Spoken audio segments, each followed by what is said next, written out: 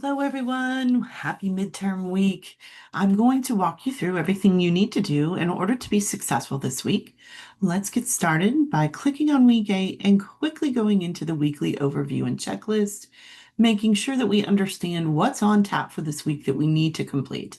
So we have a lecture video on this week's mode that we're going to focus on, which is comparative analysis, followed by portfolio 1 and 2, where we're going to break it down by rhetorically analyzing compare and contrast before we actually create our own through subscription resource database research and our writing.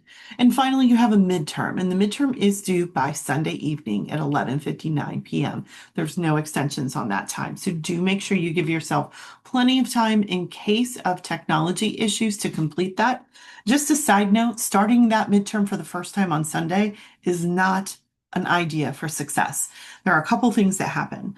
If you have technical issues, you will not receive support because the technical help desk is closed on Sunday. So please plan that accordingly. Second of all, if there is something that happens that causes you not to be able to complete that and you do need an extension, maybe your electricity goes out, maybe your internet goes out, because it's last minute, I won't be able to help accommodate you. So please make sure you attend to that earlier in the week instead of later.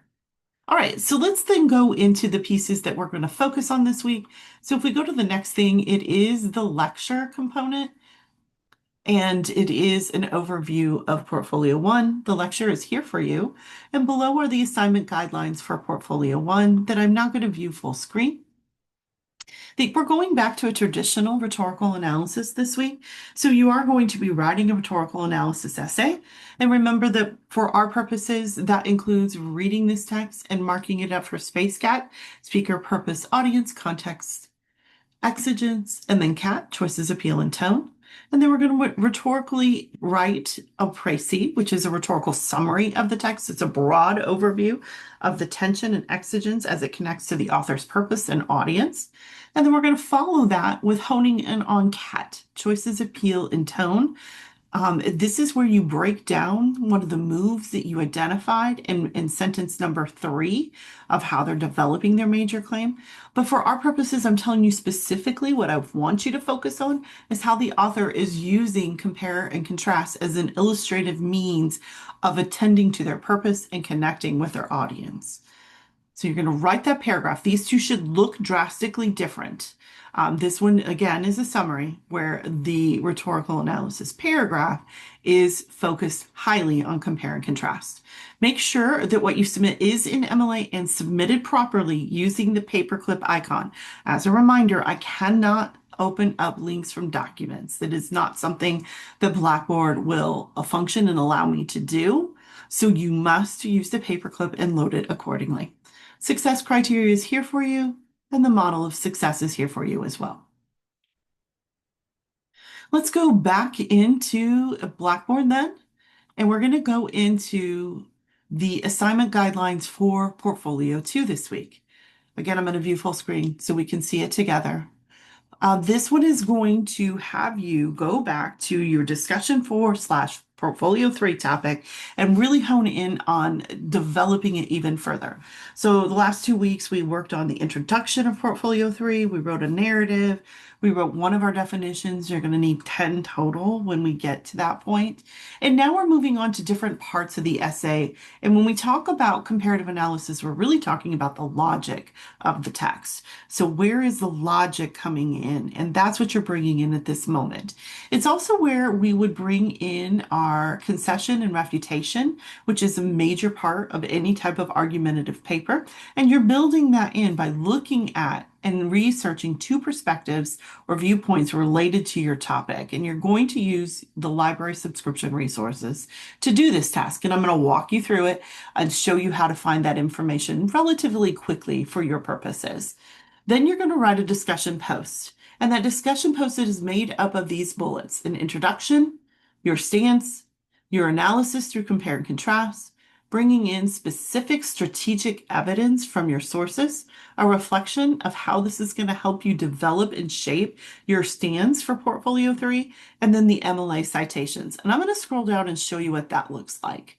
So here's that model of success: introduction, stance, comparative analysis, reflection, and my works cited. You must have two.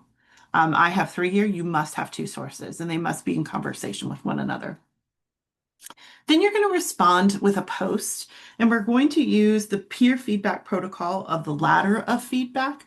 Think of this as rungs of a ladder that you go up. You do them in this order. First, you clarify, then you evaluate, then you question, then you suggest. And I've got those here for you so you know exactly what it is that you're supposed to respond to a peer with.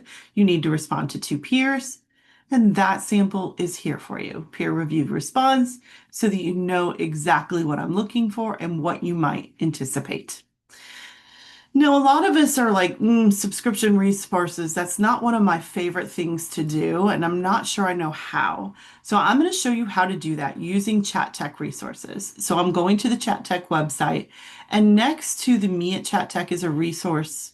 Nope, nope, that's right. I'm going to go to resources here, and I'm going to go to student, and then I'm going to go to library. So resources, student, library. And what I love about this is they put everything really up top so you can see it. The one that I like the best is Galileo. Galileo is a Georgia State put together program that allows you to have access to subscription databases from all over the world. And they make it available to the University System of Georgia, the Technical College System of Georgia, which is what you're a part of, and then the K-12 System of Georgia, so that all students have equal access to all these databases. So I could just put in my topic here, gig economy, but instead what I'm going to do is I'm going to go to all databases, and then I'm going to click on P, and I'm going to go to points of view. Did I miss it? There it is, points of view. And what I love about this one is that it really does hone in really quickly on what I can use for my research. So points of view is just that. It's going to have two different points of view, perfect for what you're trying to do. So I'm going to type in gig economy. And if I scroll down to just the third one, I have a counterpoint. Gig workers should be considered employees versus a point. Gig workers should be considered contractors. Amazing. That's exactly what I'm looking for. I've got two sources in conversation fighting back against each other. I also have some terms that I might want to put in my back pocket because remember, I need 10 of these that I have to define, and it's giving me some key terms here that I might want to consider as I think about what I'm going to define. But for now, I'm going to read these articles and I'm going to use them in this week's assessment. And I can use this cite button right up here. Click on MLA. And I have my citation at my fingertips. So in some ways, this is easier than doing outside research through Google Scholar or Googling specific things. But it is a process, and research is always a little daunting and overwhelming. So please make sure you take your time and go through it. All right, so that's it for this week. That's what you need between you and the midterm exam. It is here for you. There's a study guide. Please make sure you have Respondus installed. Please make sure you use the Respondus browser so that it works correctly. You do have 60 minutes of time once you start that test, so make sure that you're ready to go. And I wish you luck. I cannot wait to see how you do this week. If you need me, please reach out. I'm here for you. Take care. We'll talk soon.